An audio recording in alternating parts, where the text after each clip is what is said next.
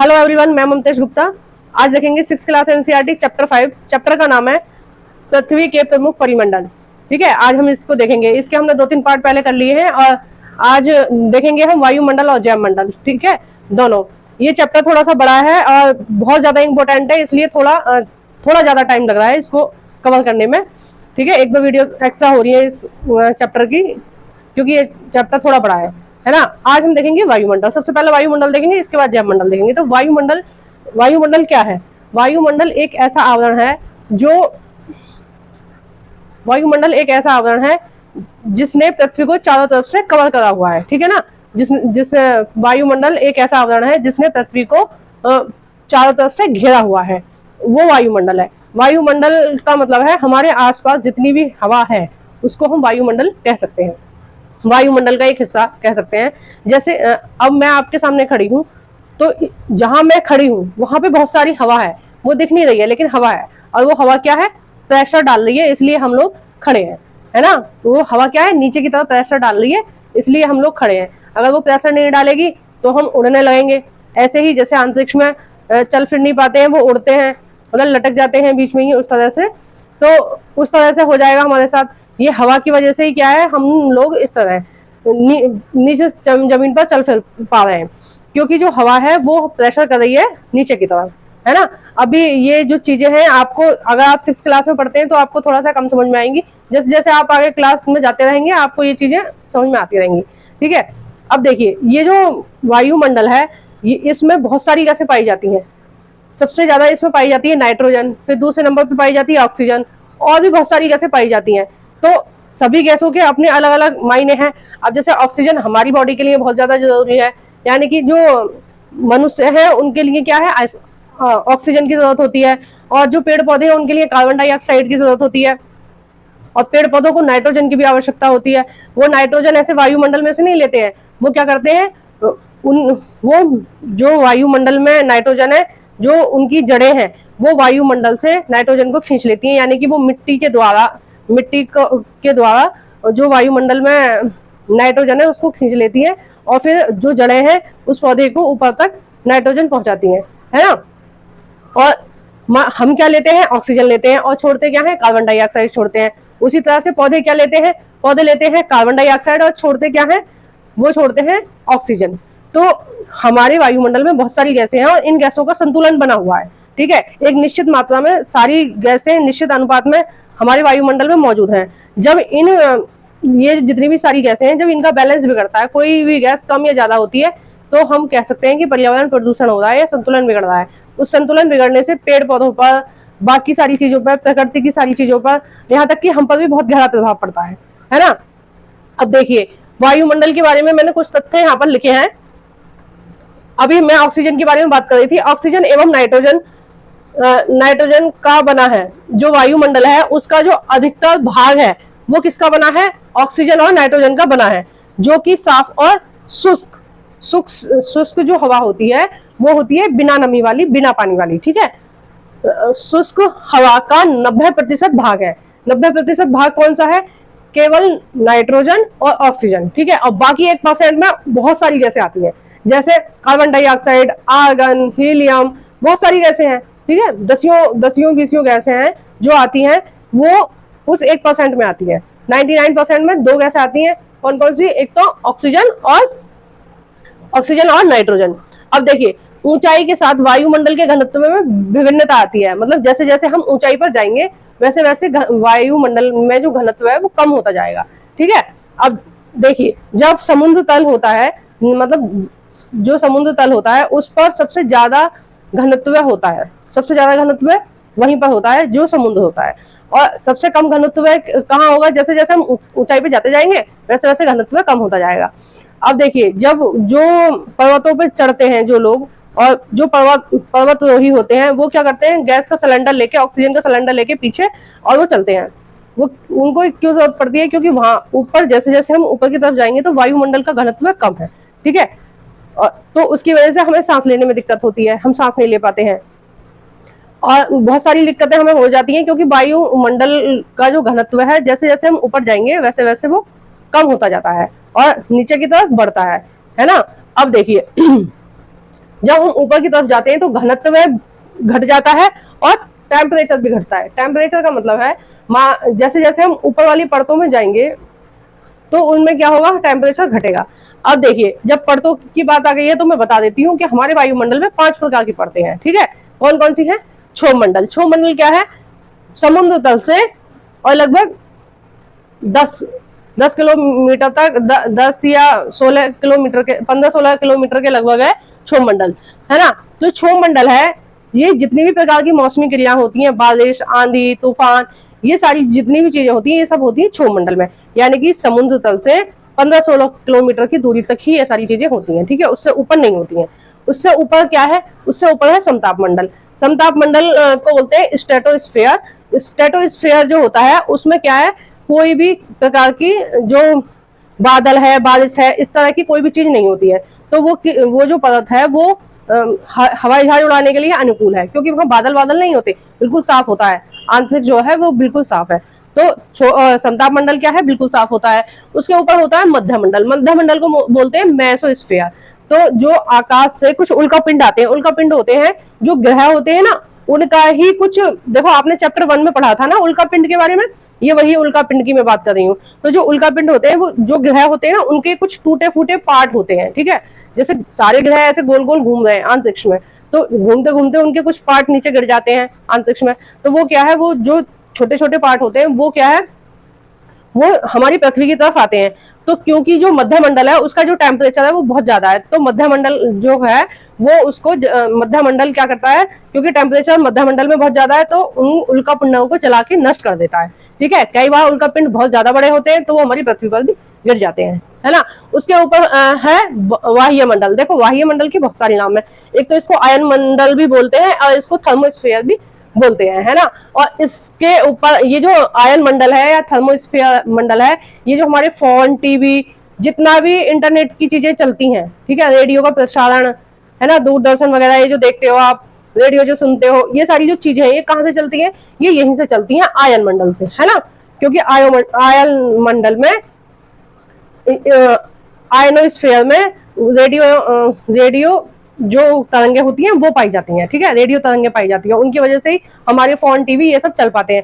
देखिए 7th class की NCERT में ये बहुत विस्तार से है इसका चैप्टर, आपको बहुत काम आएगा। ये जो पढ़ा रही हूँ ना वायुमंडल, इसका बहुत ज्यादा विस्तार से पूरा एक चैप्टर बना के दिया है वायुमंडल, वायु का। तो उसमें मैंने और भी विस्तार से पढ़ाया है। अगर आपको यहाँ कोई चीज समझ में नहीं आती तो ये जो वीडियो आप देख रहे हैं इसी की आप प्लेलिस्ट में जाके 7th क्लास में वायु वाला चैप्टर है उसमें देख सकते हैं। ठीक है, और अच्छे से समझ में आएगी, मैंने वहां और भी खोल खोल के समझाया है। और देखो इसके ऊपर होता है वही मंडल। वही मंडल क्या होता है? वही मंडल से हमारा अंतरिक्ष स्टार्ट हो जाता है, शुरू हो जाता है। हीलियम और एक और गैस होती है, मुझे याद नहीं आ रही अभी। तो ये 2 गैस होती हैं और ये दोनों गैसें अंतरिक्ष में तैरती रहती हैं। अब देखिए जो हमारा वायुमंडल है वो उसकी ऊंचाई कितनी है? 1600 किलोमीटर है कुल। उसकी ऊंचाई कितनी है? केवल 1600 किलोमीटर। ठीक है, अभी देखिए जो वायु है वो उच्च दाब से निम्न वायु दाब की तरफ बहती है और चलती हुई हवा को क्या बोलते हैं? हम पवन बोलते हैं। चलती हुई हवा को क्या बोलते हैं? पवन।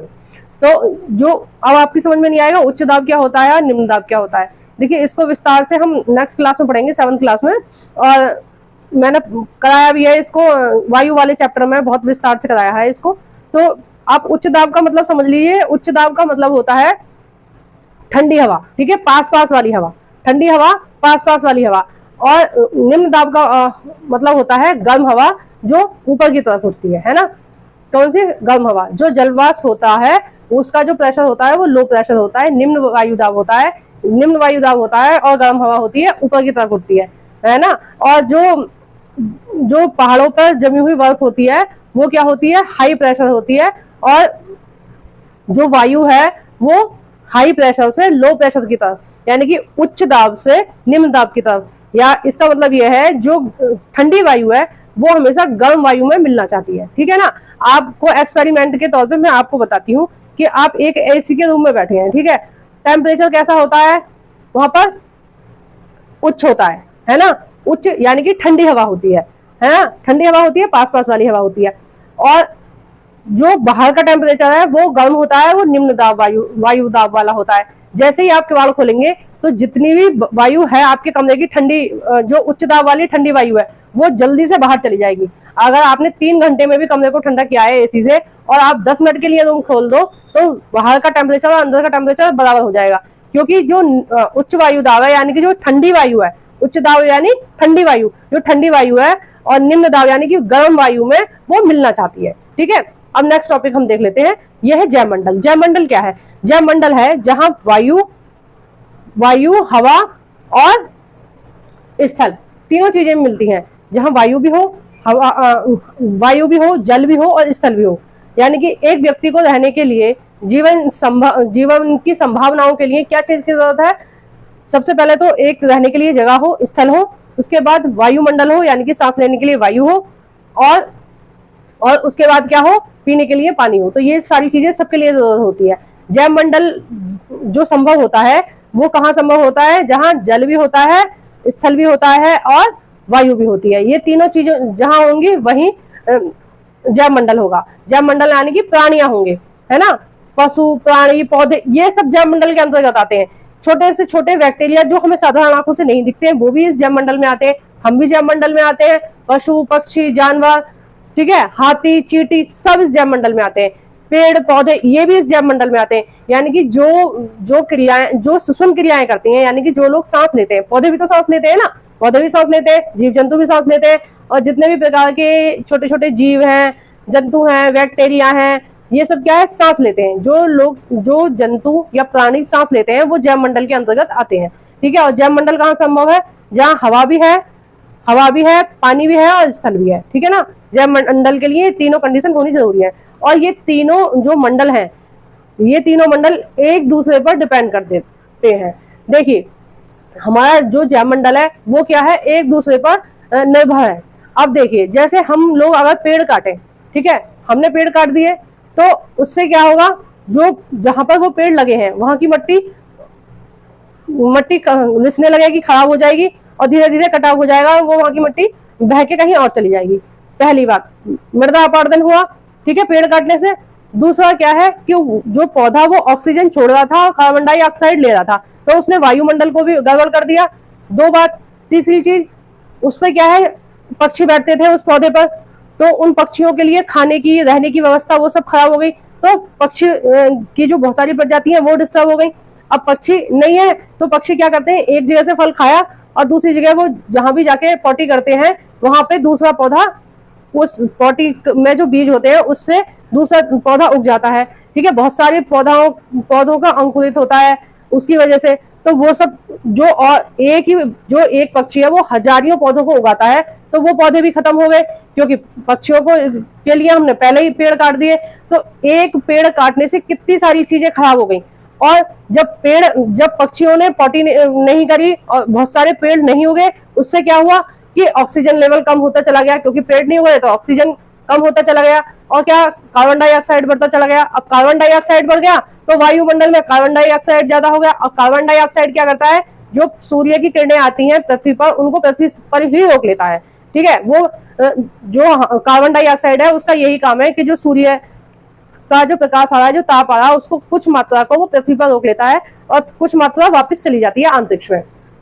तो अगर वायुमंडल में कार्बन डाइऑक्साइड होगा तो वो ज्यादा से ज्यादा उसको रोक लेगा, जो सूर्य की किरणें हैं, सूर्य का प्रकाश है, उसको रोक लेगा। अब ज्यादा रोक लेगा तो हमारी जो सहन करने की क्षमता है वो थोड़ी बहुत ही है। जब वो हमारी क्षमता खराब हो जाएगी तो हमारी स्किन जलने लगेगी।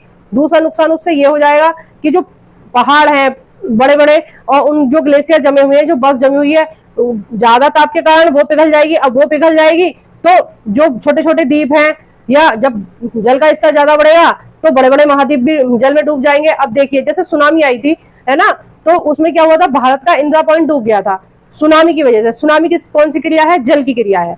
जल में, पानी में आती है सुनामी। ठीक है, जब पानी में तूफान आते हैं, वो जब पानी में ज्वालामुखी फटते हैं या भूकंप आते हैं, तो उनकी वजह से क्या है? जो जल स्तर है वो ऊपर उठता है और उसको हम क्या बोलते हैं? सुनामी बोलते हैं। तो उसकी वजह से हमारा इंदिरा पॉइंट डूब गया। आपने ये चीज देखी कि एक छोटी सी चीज से ही सब पर प्रभाव पड़ता है। तो ये जो जैवमंडल है ये क्या है? इसका चक्र क्या है? गोल है। आप किसी के साथ भी छेड़खानी करोगे तो सारी चीजें डिस्टर्ब होगी। आपके चैप्टर में एक चीज दी हुई है, भूमंडलीय तापन। तो मैंने अभी आपको ये समझाया था ना कि कार्बन डाइऑक्साइड क्या करता है, जो सूर्य की किरणें आती हैं, जो सूर्य का ताप आता है उसे पृथ्वी पर रुकता है और उसको जाने नहीं देता है।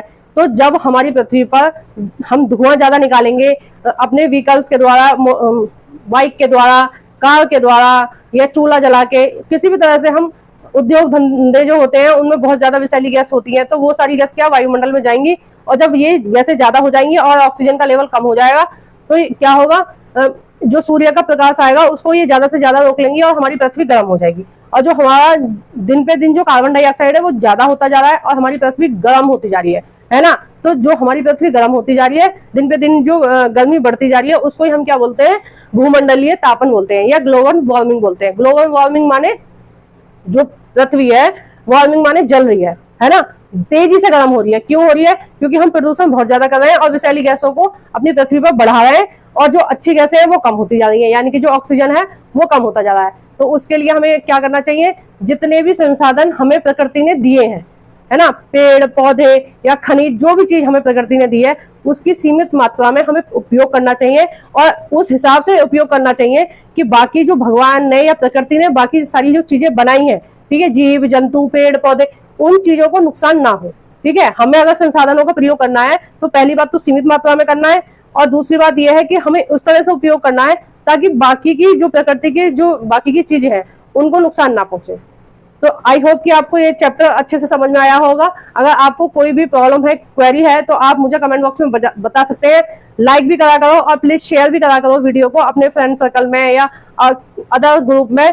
वीडियो आपको कैसी लगती है प्लीज कमेंट बॉक्स में बताया करो। मैं आपसे इतनी रिक्वेस्ट करती हूँ, आप एक भी बार कमेंट नहीं करते हो, कुछ तो कमेंट में बताओ कि आपको अच्छी लग रही है, बेकार लग रही है, मैं कैसा पढ़ा रही हूँ, कुछ तो रिप्लाई दिया करो। ठीक है, इतने सारे लोग देखते हैं, 100-200 लोग मेरी वीडियो को देखते हैं और कोई भी कमेंट नहीं करते हो और लाइक भी नहीं करते हो, ठीक है, और सब्सक्राइब भी नहीं करते हो। मैं देखती हूँ पूरी वीडियो पे बहुत कम लोग सब्सक्राइब करते हैं, तो इतने सारी संख्या में जब मेरी वीडियो को देख रहे हो आप लोग, तो एक सब्सक्राइब भी कर दिया करो प्लीज। मैं इतनी मेहनत करती हूँ आपके लिए, तो आप भी तो थोड़ा बहुत एफर्ट दिखाओ मेरे लिए।